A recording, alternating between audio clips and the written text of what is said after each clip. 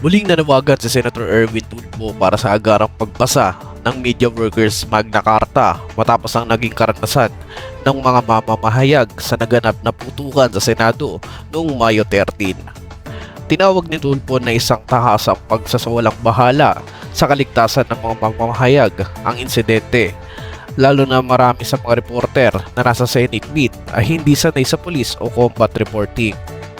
Ayon sa senador, mahalagang papel ang ginagampanan ng media sa paglabas ng katotohanan at dapat sanay pinayagan ang mga reporters at cameraman na maayos na makover ang lugar habang nagpapatuloy ang operasyon ng mga otoridad.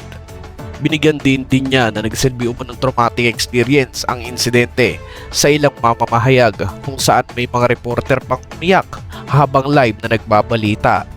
Dahil dito muli niyang itinutulak ang Senate Bill No. 249 o Magna Carta for Workers in the Media News Industry Act na naglalayong magbigay ng standards minimum wage, overtime pay, hazard allowance, insurance benefits at security tenure para sa mga media workers. Eric Santos, Action Tabloid.